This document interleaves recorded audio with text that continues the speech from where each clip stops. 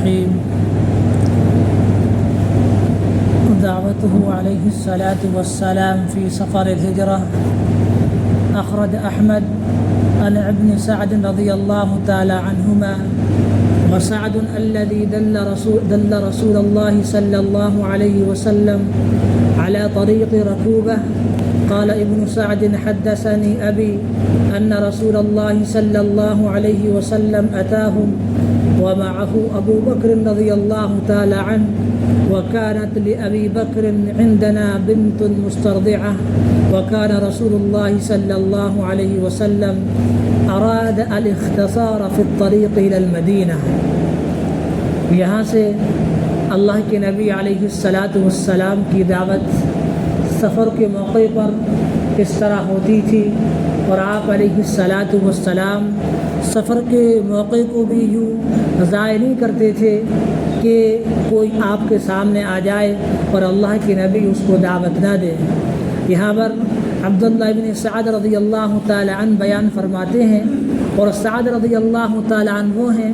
الذی دل رسول اللہ صلی اللہ علیہ وسلم علی طریق رکوبہ، جنہوں نے ہجرت کے موقع پر سرکار دو عالم صلی اللہ علیہ وسلم کی رہنمائی کی تھی۔ تو عبداللہ ابن سعد یعنی سعد رضی اللہ تعالی عنہ کے بیٹے بیان فرماتے ہیں کہ حدثنی ابی ان رسول اللہ علیہ الصلاۃ والسلام اتاہم، کہ میرے والد صاحب نے مجھ سے بیان فرمایا کہ سرکار دو عالم صلی اللہ علیہ وسلم ان کے پاس آئے، ومعہ ابو بکر، اور حضرت ابو بکر صدیق رضی اللہ تعالی عنہ بھی آپ کے ساتھ تھے، اور ہمارے یہاں پر کانت لابی بکر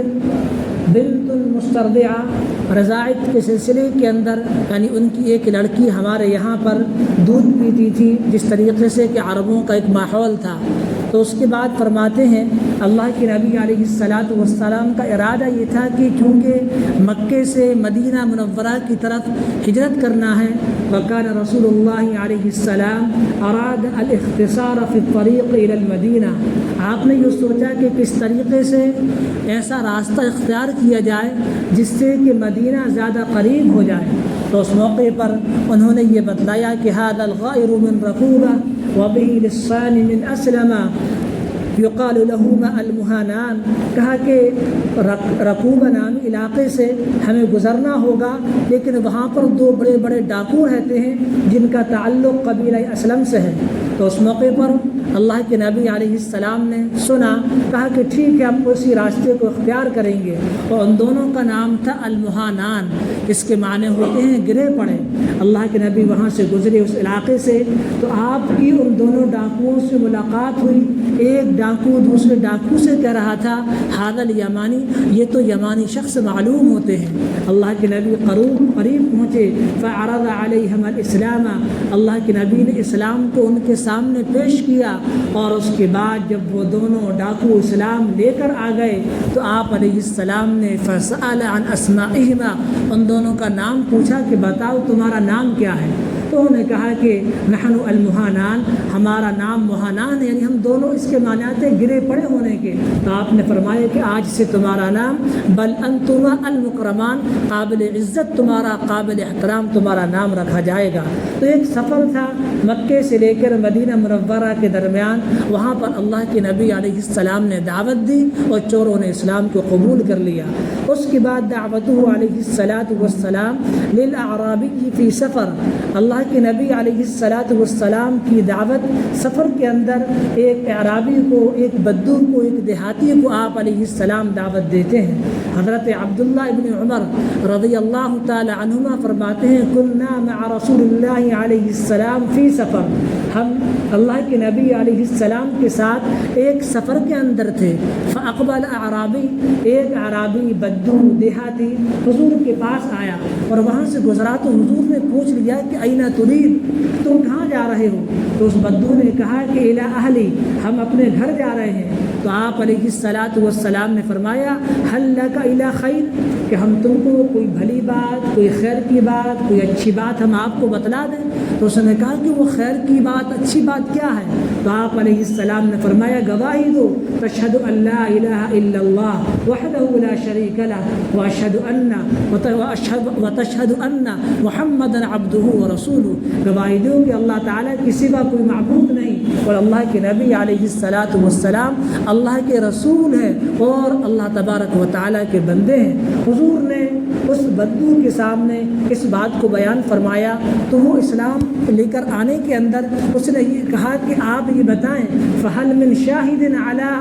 ما تقول, کہ آپ کوئی گواہ لا سکتے ہیں, کہ آپ کی اس بات پر کوئی گواہی دے سکتا ہے کہ آپ سچ بول رہے ہیں, آپ سچی بات کہہ رہے ہیں؟ تو آپ علیہ السلام نے فرمایا ہاں هذه الشجرہ, یہ درخت تم کو گواہی دے گا. اور اس کے بعد فدعاها رسول اللہ صلی اللہ علیہ وسلم, حضور نے اس درخت کو بلایا, وہی علی شاطئ الوادی, اور وہ درخت کوئی قریب نہیں تھا کہ آپ نے فوراً بلایا ہو اور وہ قریب آ گیا ہو, بلکہ وہ درخت اس وادی کے کنارے پر تھا. اور اللہ کے نبی علیہ السلام کا معاملہ تو یہ تھا کہ آپ کے تو درخت بھی تابع دار ہوا کرتے تھے, پتھر آپ کو سلام کرتے تھے. هذا حجر يعرفني وانا اعرفه ويسلم علي وانا اسلم عليه, حضور بیان فرماتے ہیں کہ یہ پتھر مجھے سلام کرتا ہے اور میں اس کے سلام کا جواب دیتا ہوں, یہ پتھر مجھے پہچانتا ہے اور میں اس کو پہچانتا ہوں. تو اس موقع پر آپ علیہ السلام نے اس وادی کے کنارے پر جو درخت تھا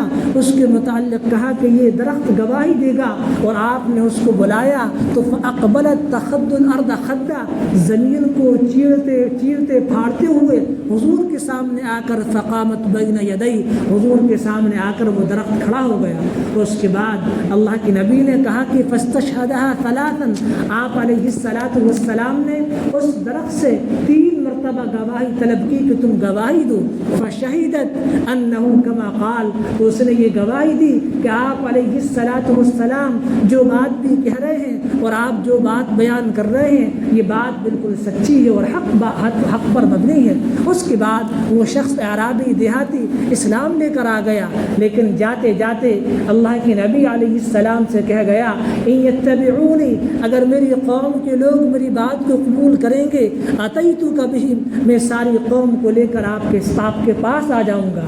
اگر وہ لوگ انکار کر دیں گے وَإِلَّا رَجَعْتُ إِلَيْكَ وَكُنْتُ مَعَكَ, تو میں تنہا آپ کے پاس آ جاؤں گا اور آپ ہی کے پاس رہوں گا. تو یہاں پر یہ دوسرا واقعہ تھا کہ سفر کے اندر اللہ کے نبی علیہ الصلاۃ والسلام نے اس دیہاتی کو دعوت دی, اس نے گواہی کا مطالبہ کیا تو وادی کے کنارے پر ایک درخت آتا ہے زمین کو چیرتا پھاڑتا ہوا, اور آپ علیہ الصلاۃ والسلام کے متعلق یہ گواہی دیتا ہے کہ آپ علیہ السلام جو بات کہہ رہے ہیں وہ بات صحیح ہے اور حقانیت پر مبنی ہے. اس کے بعد خروجہ علیہ الصلاۃ والسلام ماشیا الی الطائف, اللہ کے نبی علیہ السلام کا ایک سفر ہوتا ہے, تیسرا طائف کا سفر ہے جہاں پر اللہ کے نبی علیہ الصلاۃ والسلام دعوت دینے کے لیے جاتے ہیں. تو فرماتے ہیں کہ لما ابن عباس رضی اللہ تعالی عنہ لما توفی رسول اللہ صلی اللہ علیہ وسلم, جب حضرت ابو طالب کا سن 10 نبوی کے اندر انتقال ہو گیا,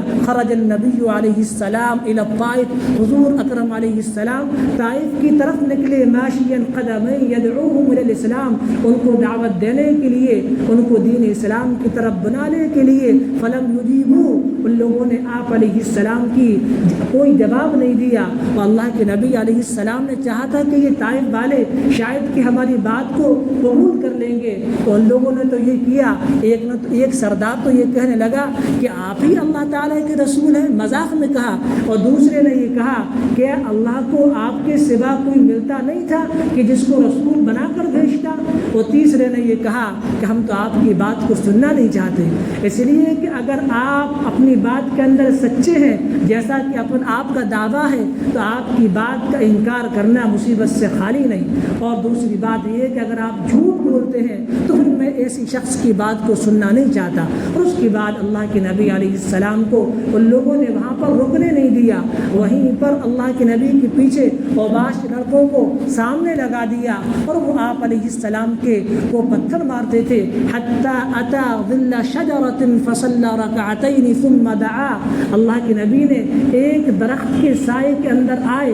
اور 2 رکعت نماز پڑھی۔ اس کے بعد اللہ کے نبی علیہ السلام نے دعا مانگی، اللہم انی اشکو الیک ضعف قوتی وقلت حیلتی وہوانی علی الناس، یا اللہ میں اپنی بے بسی، اپنی کمزوری اور لوگوں کے اندر ذلت و رسوائی کی تجھ سے شکایت کرتا ہوں۔ یا ارحم الراحمین، اے رحم کرنے والے، انت رب المستضعفین، تو کمزوروں کا رب ہے، وانت ربی، اور تو میرا بھی رب ہے، الی من تکلنی، تو مجھے کس کے حوالے کرتا ہے، الی بعید یتجہمنی، کہ ایسے شخص کے حوالے کرتا ہے جو مجھے دیکھ کر تو شروع ہو جائے، اپنے منہ کو چڑھا لے، ام الی عدو ملکتہ امری، یا تو نے کسی دشمن کو میرے اوپر قابو دے دیا ہے، کہ ایسی بات ہے۔ اور اس کے بعد کہا اللہ کے نبی علیہ السلام نے، ان لم یکن بک علی غضب فلا ابالی، یا اللہ اگر تیری کوئی ناراضگی نہیں ہے میرے اوپر تو پھر مجھے کسی بات کی پرواہ نہیں،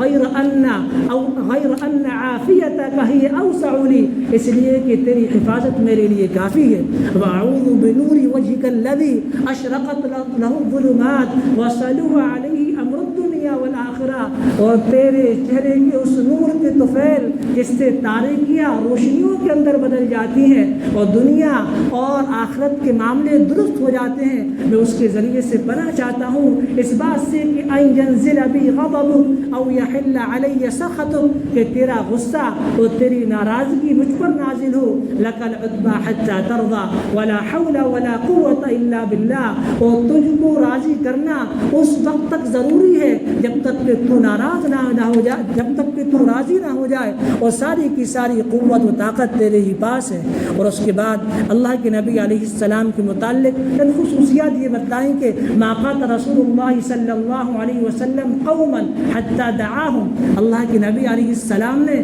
کسی سے اس وقت تک قتال نہیں کیا جب تک کہ آپ علیہ السلام نے ان کو دعوت نہ دی ہو۔ خالد بن سعید رضی اللہ تعالیٰ عنہ اس میں بیان فرماتے ہیں کہ اللہ کے نبی علیہ السلام نے جب مجھے یمن بھیجا تو آپ نے یہ کہہ کر بھیجا کہ فَإِن لَقِيتَ مِنَ الْعَرَبِ فَسَمِعْتَ فِيهِمْ الْأَذَانَ، تم عرب کے جس قبیلے پر سے گزرو اور اذان کی آواز آ جائے فَلَا تَعْرِضْ لَهُمْ، تو ان سے پھر چھیڑ چھاڑ نہیں کرنا، وَإِن لَمْ تَسْمَعْ فِيهِمْ، لیکن اگر تم اذان کی آواز نہیں سنو پھر تم ان کے درمیان جانا اور ان کو دین اسلام کی دعوت دینا۔ اور اللہ کے نبی علیہ السلام نے اس طریقے سے ہر موقع پر دعوت کو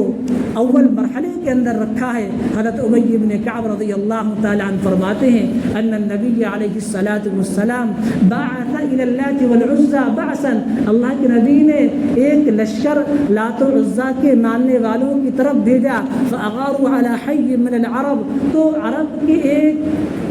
قبیلے پر راتوں رات ان لوگوں نے حملہ کر دیا بغیر کسی دعوت کے، وہ لوگوں کو فسبوا مقاتلتهم وذريتهم، ان کے جنگجوؤں کو، لڑنے والوں کو اور ان کی جو اولاد تھی ان کو قید کر لیا۔ تو اس کے بعد وہ لوگ آئے، کہا کہ اللہ کے نبی علیہ السلام سے شکایت کی کہ غاروا علینا بغیر دعا، ان لوگوں نے تو ہمیں دعوت دی نہیں اور ہم پر حملہ کر دیا۔ فصدقوهم، آپ نے تصدیق کی تو لوگوں نے کہا کہ صحیح بات ہے، تو آپ نے کہا فرمایا کہ ردوهم الى امنهم ثم ادعوهم، ان کو اپنے مقام امن کی طرف لوٹا دو اور پھر اس کے بعد ان کو دعوت دو۔ تو اس کے اندر جو واقعات بیان کیے گئے ہیں یہ تمام واقعات اللہ کے نبی علیہ السلام کے سفر کے موقع پر ہے، جہاں آپ نے لوگوں کو دعوت دی اور لوگوں کو اللہ تبارک و تعالیٰ کا تعارف کرایا۔ اللہ تبارک و تعالیٰ ہم سب کو عمل کی توفیق عطا فرمائے۔ وما علینا الا البلاغ، انشاءاللہ مشورہ ہوگا۔